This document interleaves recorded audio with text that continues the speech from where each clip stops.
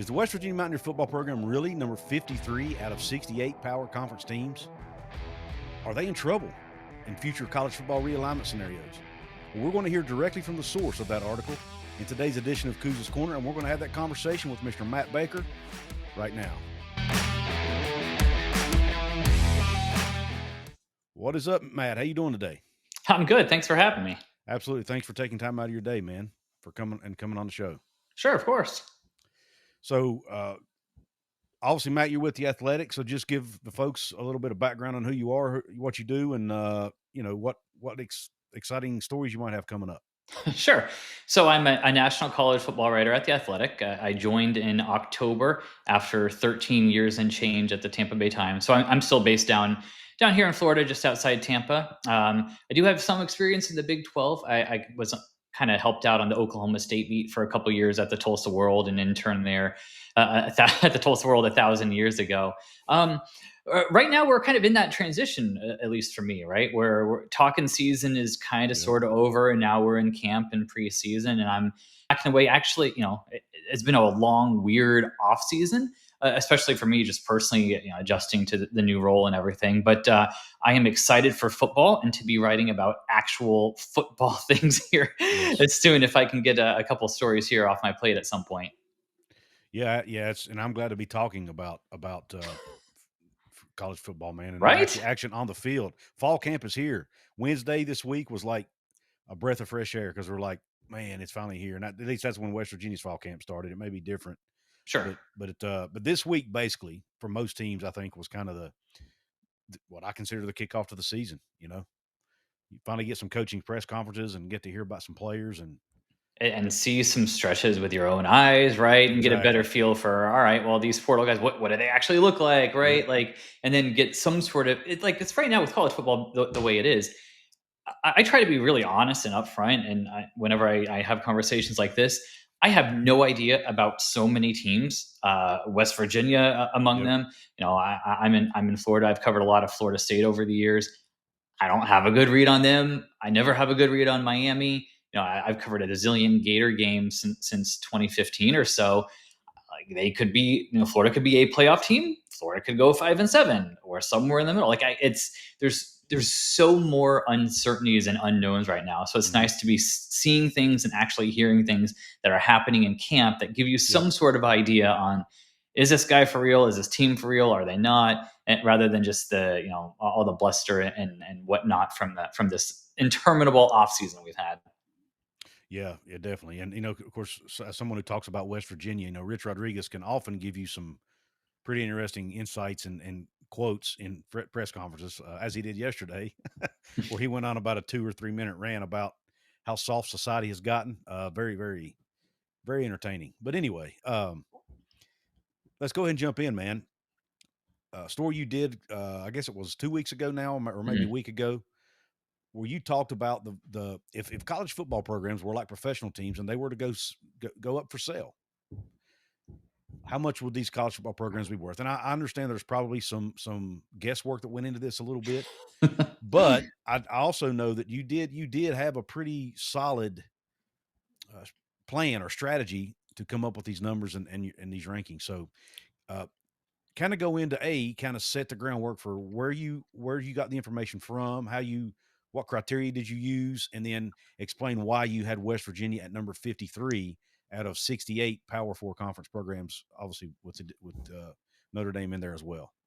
So guesswork is a very good way to put it. I might call it semi-educated guesswork, something along Gotcha. those lines. Yeah, and I didn't mean that to be Oh, disrespectful. no. You're good. I assure you. But I'll answer your other questions in a second. But let me give a bigger picture thing here in terms of what we were trying to do and why. I am not offended by you using the word guesswork. So the idea was to figure out, as you said, if college football teams could be bought and sold, how much would they sell for? So why is this guesswork? Well, if instead of the West Virginia Mountaineers football team, we were talking about the Matt Baker widget company, right? There's certain things that the professionals and accountants and financial people who do this stuff would look at if I'm trying to sell my widget company.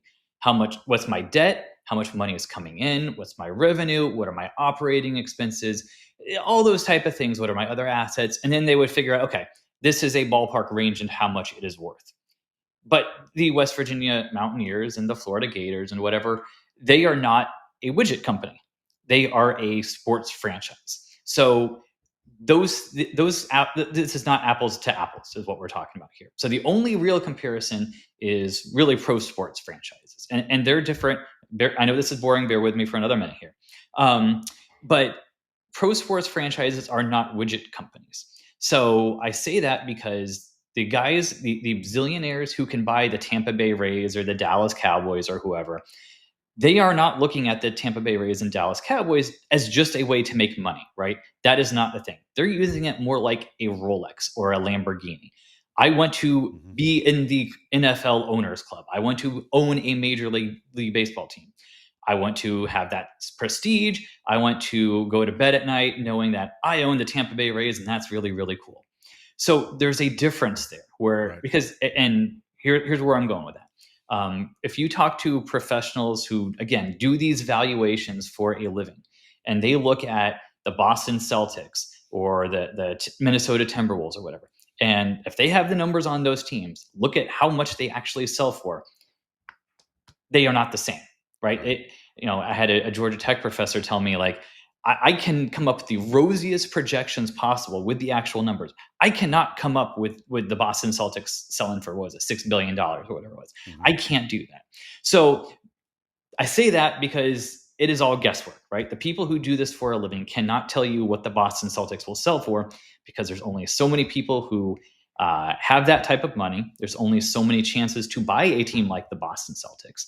So the value and the price are not the same. Does that make sense? Yes, it does make sense. Thank you for explaining that. Yeah, That's the what I value. wanted you to do, because when Yeah. my show that I did on, I didn't go into all that because I wanted them to hear it from you, Sure. or read it from you with the link I left them. But so yeah, so go Yeah, ahead well, and keep going. and it's really complicated. Where the thing to know, the value is here, the price is up here. There is a gap. So it's impossible to know what the difference is with that. So, okay, what did we try to do? We tried to look at college teams as if they were pro teams. So we did it in a really simple journalistic way. And I think the journalistic part is important here. So we looked at football revenue, and there were a couple different sources. Just to get in the weeds briefly, every school has an NCAA financial report that they report to the NCAA. Public schools, with a couple exceptions, that's something you can request, or they put them on their website. So you can see, okay, this is how much football revenue they brought in.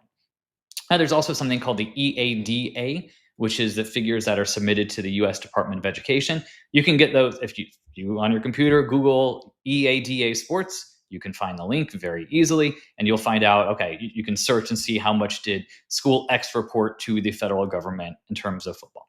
So we did very simple. How much money did you report to in terms of football revenue?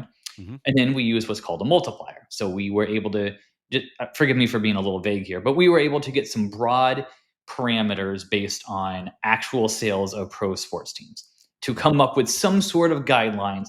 This is probably the ceiling. This is probably the floor in terms of what might be realistic. And then from there, it's just simple math, right? How much money did you bring in football? What is the multiplier that makes sense for your program? And what does that spit out? So to talk about West Virginia for a second, because I've got it pulled it up here. Yep. Over 3 years, the average football revenue that they reported in the NCAA reports, I believe it was $47.4 million. Then you come up with a multiplier that makes sense for them. And you come up with a price of $284 million, which is right in the same ballpark as BYU, Pitt, Maryland, Arizona, Baylor. So, if we were just coming up with, okay, what are some of West Virginia's football peers? It'd probably be some of those guys, right? And one more thing, and then I'll stop rambling here. But I used the word journalistic in here, and I think that's important, and I'll explain why. So again, there are academic ways to do this. The academic ways, the fancy pants financial ways by people way smarter than me, they will be wrong. And the people who do them will admit, this is guesswork, and it is not going to be what it is, because I already explained. We looked at it from a slightly different perspective where, okay, we can use these rough parameters. Now let's put on our sports journalist hat, because that's what my colleagues and I are. Let's put on that hat and figure out what might be a good multiplier, right? How can we put it into context? And from Right. there, we looked at a bunch of different things. So you're talking about everything from what conference are you in? What are the long term thoughts about where you are in the world, which I know you want to get into? Is your state growing or not? Hmm. Uh, because think about it, right? Georgia is a state that's growing a lot.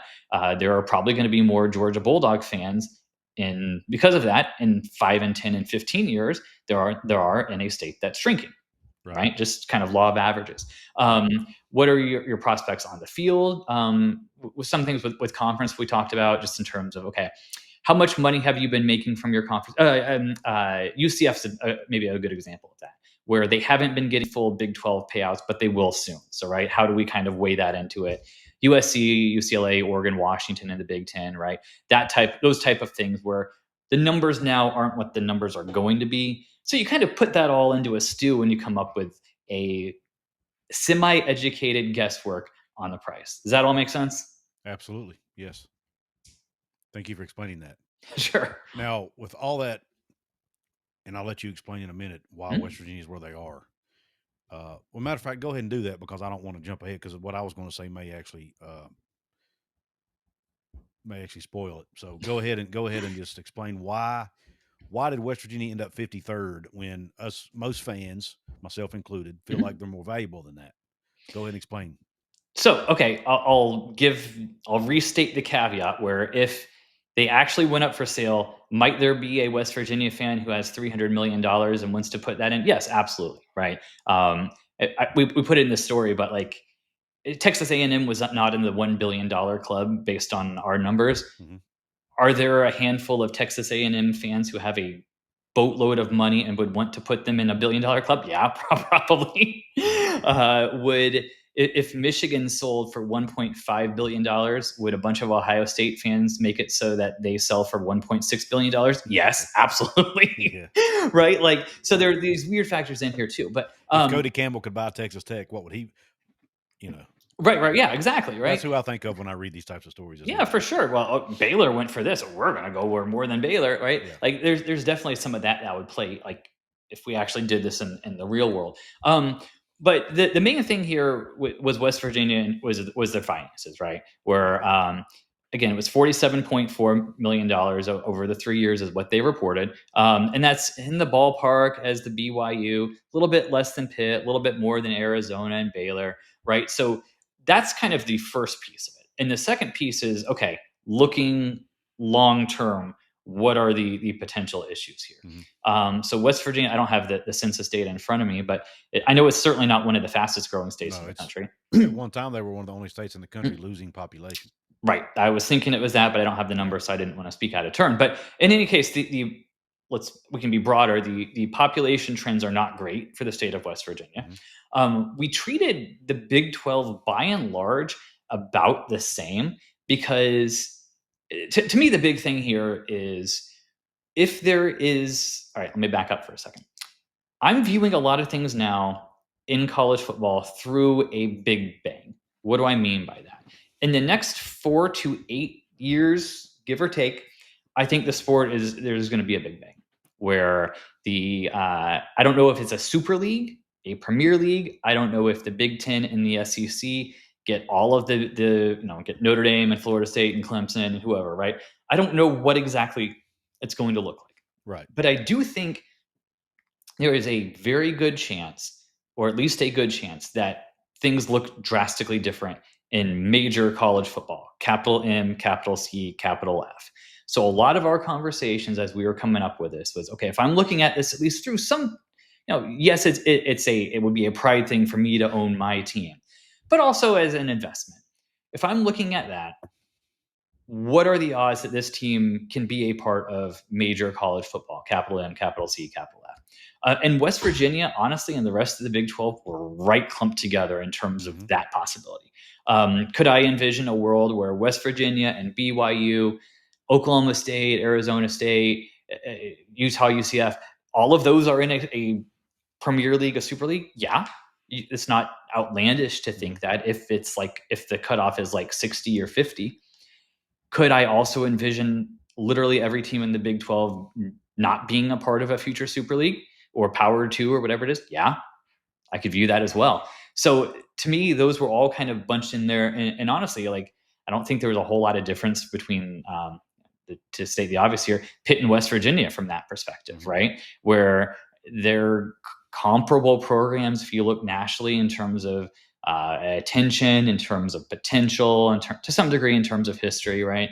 Um, so yeah, that's kind of why they ended up where they did. Where I I can envision a major college football with them. I can envision a major college football without them, and which puts them certainly different than your Penn State and Florida State and Clemson and Miami and even some of the lower teams in the SEC, your Arkansas and Ole Misses.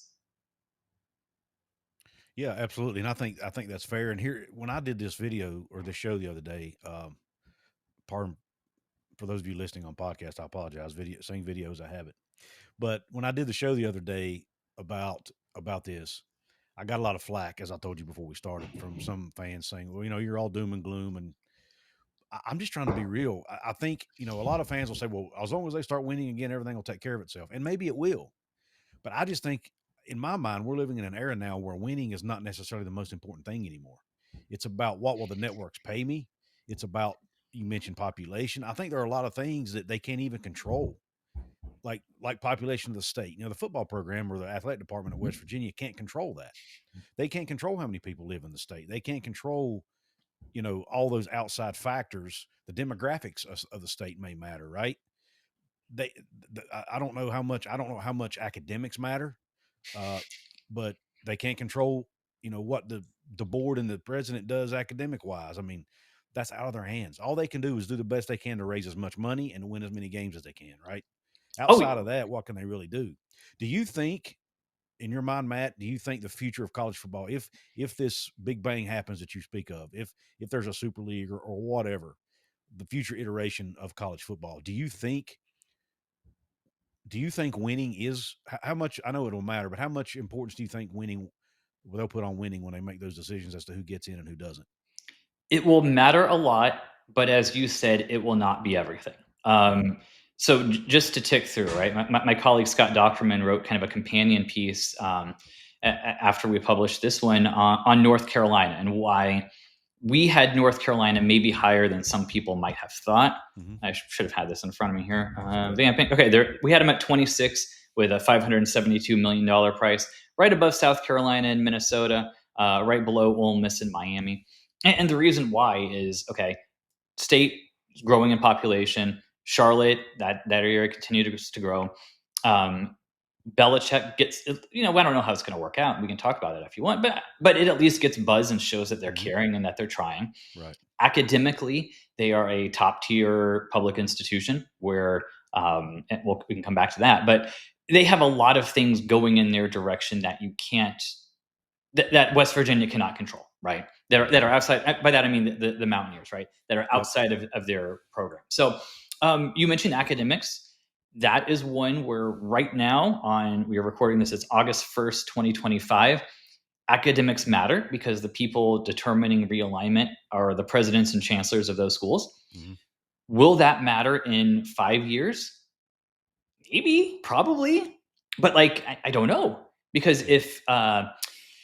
if you and I get all of our billions together and we decide to sponsor a super league and put a lot of money in, I don't care about how great your engineering program is or your pre med Hmm. program is.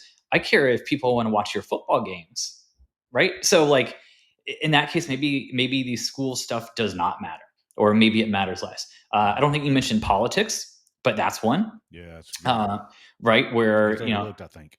right, because certainly here in Florida, the trustees and the boards and the presidents of universities, it is a very political thing. It's becoming more political thing since I've been living here. I'm not saying that's good or bad. That is just a fact. So how much does that matter going forward? Where Florida is a state that's becoming redder, and the Big Ten has a lot of union states and is a little bit bluer.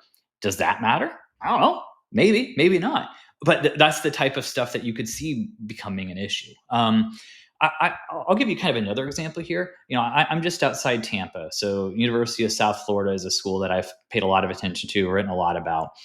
They are obviously, they're in the American, so they're a notch below West Virginia in the Big 12, and they have tried very much to want to be a big player in the sport as a whole. Right? They're spending all said and done, when it's all said and done, I think it would be about $400 million thereabouts to build a new football stadium on campus. And if it works out, this could be a thing that gets USF into, again, Big 12, ACC, major college football, whatever it is, right? This is something that could pay off in the long run. It could also not.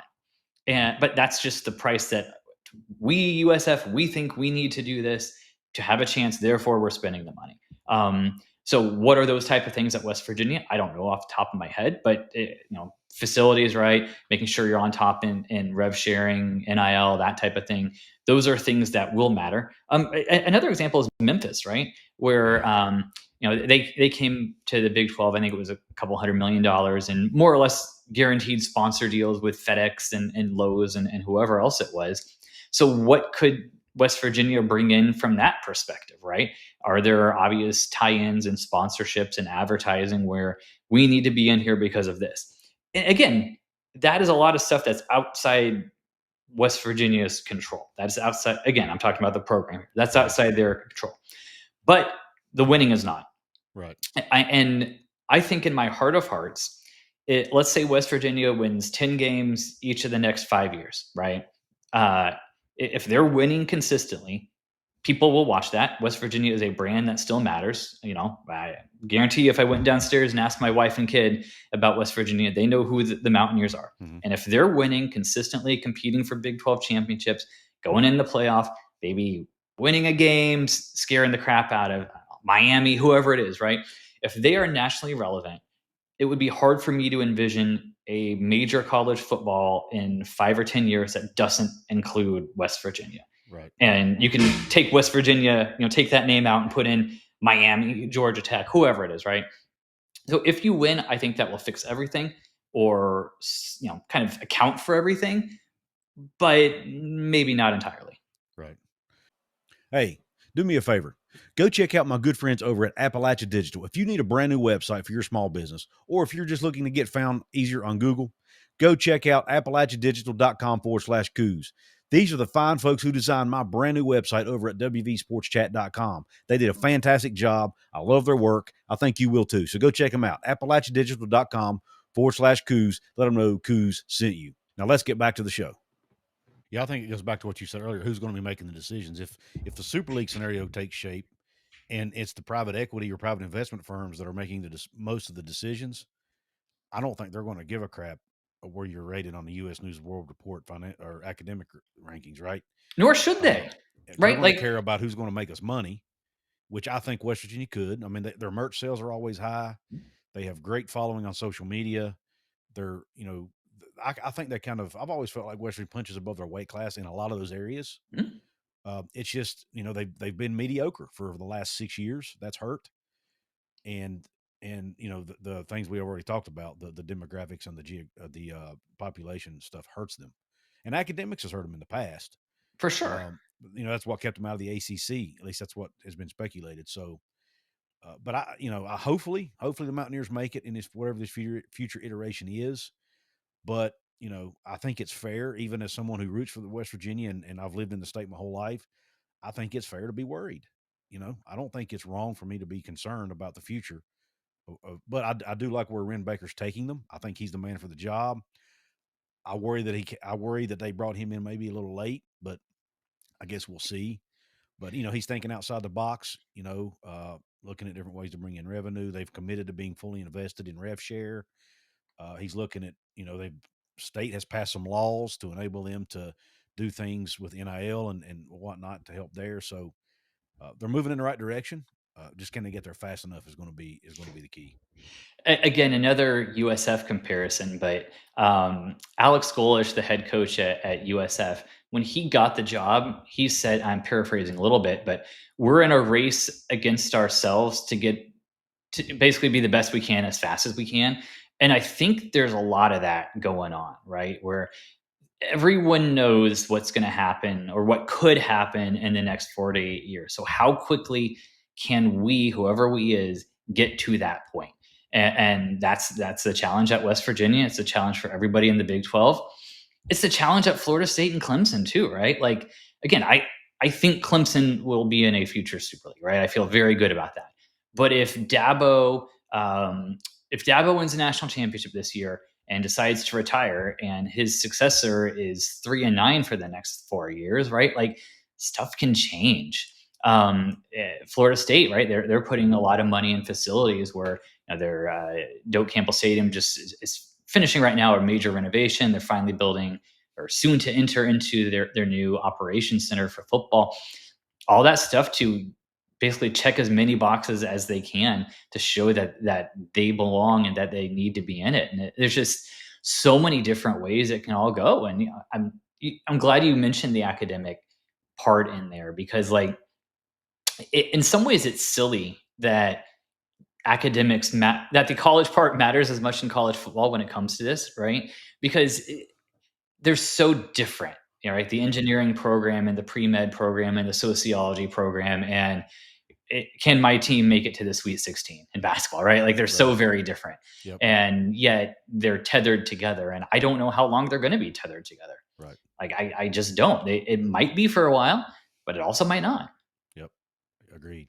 I think as long as the iteration that exists today, where you have all these individual conferences, I think it will matter to the individual conferences like the ACC, the Big Ten specifically. I think the SEC is starting to look more at that than people realize.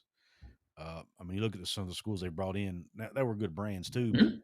Missouri, known as a good academic school, obviously Texas A&M and Texas are both good academic schools. So I think that's probably not the biggest piece of the pie for them, but I think it matters to them. Speaking of the SEC, reports came out. I don't know. I guess last week, Matt. We're switching gears here a little bit, but I think I know reports where came. this is going. Yeah, reports came out about North Carolina being, you know, somewhat tethered to the SEC in the future. Uh, what are you hearing? Anything? Are you hearing anything behind closed doors about that you can share? And what do you think is going to happen there? I'm not going to, I believe Inside Carolina was the one who was Inside kind of Carolina, on yes. that. Thank you, Yeah, because yeah. I couldn't remember who it was, and I wanted to give him credit. So thank you Sure, for that. I do too, and I'm not gonna. I don't know who they spoke to. I don't. I'm not gonna denigrate their reporting or anything like that. I do have questions though, right? Because to me, it's still there are way too many possibilities here, right? So the stuff we talked about. Let's kind of ground this a little bit. Hmm. So the Big Ten, or sorry, the SEC is not adding anybody tomorrow. They're not adding anybody soon, right? Like for UNC to get out of the ACC, be like $150 million, something like that, right now, where it's not really realistic. Now, in a few years, it is, yeah, but Hmm. right now, it's not really feasible. Where I don't think anybody's leaving. So what can change in the next couple of years? Well, obviously, North Carolina is going to have a new athletic director. Bubba Right. Cunningham is stepping down from that. Might they have a new president or chancellor? I mean, maybe, right? It's not crazy to think about it. And might that person have a different view? Might some trustees change out? Look at the SEC side of it. Again, here in Florida right now, the Gators have an interim president. I don't know who's going to be the intern or the actual president in. I don't know who's going to be it a year from now, let alone 4 or 5 years from now. So how will that, and then multiply that times Ole Miss and Mississippi State and Tennessee, right? So I don't know who's going to be making those decisions for the SEC. I also don't know, as we've discussed, what what is behind this. Is it Hmm. conferences wanting to expand? Is it the schools and presidents where the academics matter, like we've discussed? Is it private equity where academics do not matter? Does Bill Belichick win 10 games for the next 3 years? Does he go 4-8 for the next 3 years? Is there something in the middle? So, like, am I surprised that that the power brokers at North Carolina now might prefer the SEC? No, I'm not. That's perfectly reasonable, perfectly viable. However, that's not going to happen for a bit. So to me, it's one of those like, let's check in a couple years when Yeah. like push is coming to shove, as opposed to now where like you know could it happen? Yeah, but there's a lot of stuff to get. There's a lot of Yeah. stuff to go between now and then. Let's put it Right. that way. Agreed. And in that same report, I think they mentioned Clemson as being the potential partner or whatever to go along with them. Do you see that as a if this does happen in a couple years, do you see Clemson as a potential candidate for the SEC, or do you think they would want to go another route like Virginia or somebody else? Again, it depends, right? Yeah. I don't think Clemson would. I doubt Clemson would be the first choice. I think it's so weird too, right? Because for so long, back when I was in Tulsa and the Big 12 was going to self destruct, and the Pac 16 was going to have Oklahoma and Oklahoma State and whoever, and Texas. The big thing was TV markets, right? Where how many TV households are in your Hmm. area that you bring? That's not the thing anymore, but it still does kind of matter. So, Right. like from that perspective, Clemson doesn't add any new markets, right? South Hmm. Carolina is already there, but they are a really big brand nationally, and might very well win the national title this year, right? Like, to talk actual football, that's totally possible. Um, so could the SEC be interested in them? Yeah, of course. Same thing with excuse me with Florida State would be another one, or like you said, Virginia, maybe Georgia Tech if they get their act together.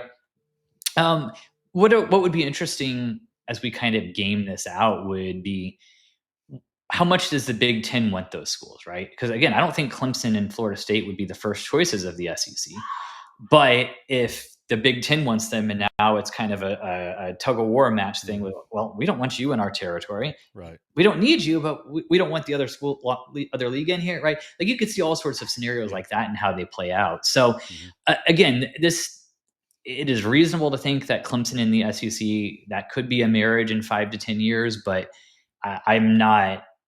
eh, I'm writing that down in very, very light pencil with a bunch of erasers beside me, right? Yeah. I'm not anywhere close to predicting that or anything to that nature right now. Yeah. Fair enough. All right, let's talk football for a minute, man. All right. That's what we both love to talk about. When you look at the Big 12, I mean, who the heck knows what's going to happen in the Big 12 conference? That's what makes the conference so fun. Every year you see a team at the bottom get at or near the top, right? West Virginia was that team a couple years ago, went from Mhm. being picked to finish last to finishing fourth in the conference. Last year we saw Arizona State go from last to winning the conference. Who do you think the team is this year? That they didn't do an official media poll, but when you look at all the other unofficial media polls out there and what Vegas is saying, who do you think is the one team in the Big 12 that could be that next Arizona State team to jump up and shock some people this year? Utah would be the one where, again, I don't know how much Utah is a shock exactly, because Kyle Whittingham has been so darn consistent Hmm. and usually pretty good, since he's been there. But last year obviously was a disappointment. With the quarterback situation, I think maybe it is settled. I feel good about where they are on defense, and kind of always being strong there. I think that just a little bit of bad luck with them the past couple years, and them just being a little bit shaky. So I think Utah would be the one there. But uh, just in terms of rising up, but I still think I like Kansas State and Iowa State Hmm. there. Again, that's not like a super sexy out of left field thing, but um, Rocco Becht, the Iowa State quarterbacks from here in my backyard, right? I've followed him for a while. I think he's very talented. I think he's gritty. I think he's sharp. Obviously, they're losing receivers, but bringing in a guy from the East Carolina transfer I really liked. Maybe I think I would pick Iowa State to win the league, but Kansas Okay. State's right there too. But if I had to pick a kind of surprise thing, I think it'd be Utah. Okay. Fair enough. What were your thoughts when you've heard that West Virginia was bringing Rich Rod back? Good move, bad move. What do you think? Well, my initial thought was recycled candidates don't seem to work. Hmm. And I'm, much more about that than me, but it's the same thing with Scott Frost here in Florida with UCF, same type of thing. Mac Brown, right, at UNC. Like, I they usually do not work that well. But if I were to bet on one, I feel okay about Rashad. I really do. Just because we know what happened at Michigan, right? Duh. But he had a flash at Arizona, which Arizona has not done in a while. Hmm. Made Jacksonville State good, which is a thing, right? Like, Yep. I'm not going to undersell that. So his success at West Virginia was clearly not a one time flash in the pan, the stars align, and then he can't do Mhm. it again. That's not what it was. Um, could he? Can he be as good as he was? I don't know about that, Right. but I do think there's a when I compare it to other kind of recycled coaches, I think the floor is higher. I think the ceiling is still pretty good, but I think the floor there is higher than I might. The floor is higher after I thought about it than at first glance, if that makes sense. Yeah, I mean, I think here's my thought because I was like you. I was like, man, bringing back a former coach. When you look at throughout history, it typically doesn't work. I was like you, but then when I looked at the candidate pool, and I'm like, okay, he's more qualified than that guy. He's more qualified than that guy. I really like this guy, but Rich Rod's got a better resume. And then you kind of start thinking maybe he is the guy. And then you add in the fact he's from West Virginia. He's coached at West Virginia. He has the backing of the boosters more than any of those others that coaches are going to bring, which is huge, I think. Pat McAfee is talking about him on his show all the time. We'll likely have him on his show a lot, I would imagine, or at least some throughout the season. That's going to help. And back to the conversation we had to start the show, public public notoriety, getting the brand out there, all that's important in today's landscape, right? Oh So yeah, if he can win, and then you have all the other stuff added on that, I think it was definitely the right move. And he is, because he's a West Virginian, he gets it. He knows the types of players that can win at West Virginia. Uh, at least I think he does. But if he can do similar to what Bill Snyder did, I think because his first run at Kansas State was a slightly better than his second run, but that second run was still pretty darn good. and that first run at Kansas State, let's not minimize that. Like Oh, it was that is without hyperbole one right. of the best coaching jobs in Yeah, college football history, considering absolutely. how awful Kansas State was. For them to get to competent and obviously better than competent, that was remarkable. So yeah, like I think that's probably the best example where yeah, I don't know that they're going to be where they were, but if they can get to good and stay good, you know, a notch below yours, I think that's a Right. reasonable expectation. And you're exactly right on the booster support and all that stuff. That stuff absolutely matters. It matters in terms of the realignment, Super League, whatever it is, part that we were talking about. But it also matters, just throw that aside for a second. Money is, I don't want to say it's more important now than ever, but I think it's more tangible. The effects of money are more Mhm. tangible now than they Right. ever have been. Right. Where like obviously the Ohio State and Michigan and Notre Dame, they have really big budgets, they make a lot of money, they're able to buy the facilities and build the facilities and the best coaches, and they win a lot of football games. Okay, duh. But the way things are right now, with obviously there's the $20.5 million soft cap, revenue sharing, whatever you want to call that, the unofficial salary pool. And then we'll see what happens with the quote unquote legitimate NIL or real NIL and collectives and all that stuff Mhm. going forward. I don't know how it's going to shake out, but I would much rather be, again, Captain Obvious, I would much rather be a school that has more money than one that does not have money. Right. So I do think that's been more pronounced now. And Rich Rod bringing that in is a very important factor if you're considering, comparable candidates. And I think he has a higher floor than most of the other guys, or maybe all of the other legitimate contenders for West Virginia. So yeah, as we talk it through more, and as I've thought it through more since the hire, I think it was a good move. And but I'll also say this, just to continue talking out of both sides of my mouth, I have no idea. Like No, I gave up trying to figure out what hires are going to work. mhm. It's just there are so many factors. I thought Willie Taggart at Florida State was going to be a good one. It wasn't. Right. Um, I, I had questions about Billy Napier. We'll see how that goes. I thought Mario Cristobal, when he got hired by Miami, I thought that was a home run. It hasn't been bad, but it certainly hasn't been a home run. So like I have no idea how this is going to shake out, and it's so hard to predict. So, but Right. I would feel pretty good if I'm a West Virginia fan about where things are on the on-field perspective. Maybe not this year. Year ones are weird, right? Mhm. And the league's so topsy-turvy. But long term, I would feel, again, Rich is undefeated this year, but I would feel pretty good about things. Yeah, I think that's where we are. Most fans are anyway. Can't speak for everybody. Obviously, everybody's going to have their different opinions, but I think if you polled the fan base today, I think most fans expect year one to be a little bumpy. If you make a bowl game, win 7 games, something like that, not a bad year for year one, considering you have 70 new players on the roster. basically 30% or 70% of your roster just about is Right. new. But year 2, year 3, and beyond, we're going to expect more than that, right? But I think that's kind of what they're trying to set the table for.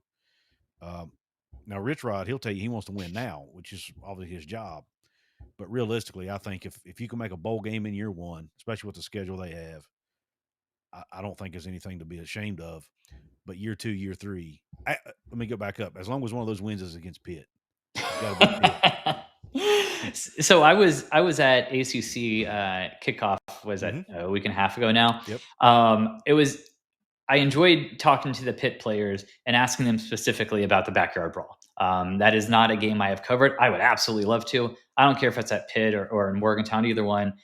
It's not going to happen this year, but someday I absolutely want to do that one. But yeah, it was great talking to them about it to see how much hatred they have for Hmm. West Virginia, and knowing that if I were to have that same conversation on the other side, it would be Yep. it would be Yep. mutual. And like, there's so much crap going on in college football, right? Like the fact that we spent 25 minutes or whatever talking about private equity and Hmm. like all that stuff. That's not why I got into the sport. That's not why Right. you're a fan. That's not why you watching or listening, whoever you are.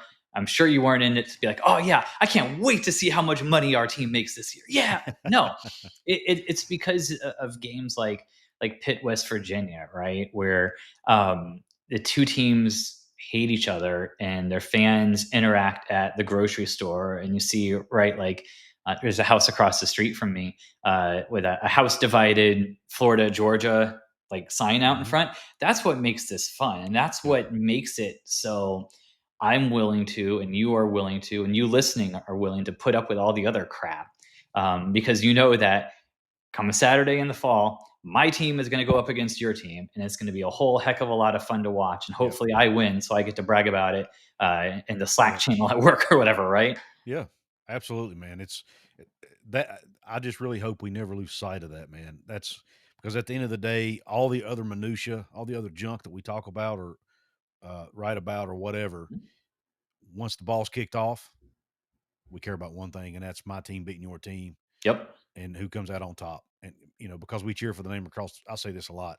I'm all about the name on the going across the front of the jersey more so than anything else. And that's who we cheer for at the end of the day. for sure. And that's what makes it fun. That's what makes it so Absolutely. much more fun than the NFL to me, And right? that's Is and the passion yep. and everything else. I've covered plenty of Bucks and Rays and Lightning games. Put me in the swamp. It's so much different, right? Yep. And I know it's the same at West Virginia, and I've seen it at Oklahoma State, all sorts of other places. Yep. I just hope the professionalization of college sports doesn't ruin that long term. You know, That is unfortunately. that's a different conversation, but that is definitely a concern that I have, right? Where if it's the idea of a super league sounds great in a lot of ways, or even if it's just a different looking power to it, it sounds great. But if part of that means giving up Pitt, West Virginia, or playing Florida, Tennessee every 3 years instead of every year, right? Hmm. Or pick your example and stuff that we've seen before, or pull it out of a hat, right? That's where it. That's where we get into trouble.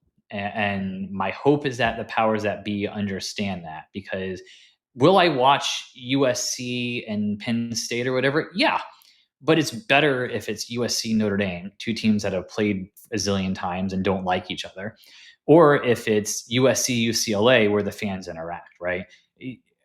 You have to remember the regionality and the rivalries, because the further that's what most of us I think fell in love with, and the further you get away from that, the further you risk ruining what makes the sport great, and then alienating the fans that love this and have been the lifeline. That's where it gets scary. Yep. Agreed. Well, Matt, man, thank you so much for coming on one more time before we get out of here. I'm going to give you a chance to let everybody know where to find you and your work. Sure. Obviously, we're at the Athletic under the New York Times umbrella. I'm on Twitter and Blue Sky at Matt Baker CFB, and hopefully, got some interesting stuff in the cooker about actual football here very soon. Yep. Yeah, we look forward to reading it, Matt. I always enjoy reading your stuff, along with all of your colleagues over at the Athletic. I am a subscriber to the Athletic. I really Thank you. enjoy it. Enjoy reading the stuff over there. But I'll leave a link to Matt's work in the description box of this show. Uh, Matt, thanks again for coming on, man. We really appreciate your time and educating us a little bit about college football and your thinking today on those rankings. Sure. Thanks for having me. Yes, sir. Have a great day. And all of you listening out there, be sure to Q Country Roads.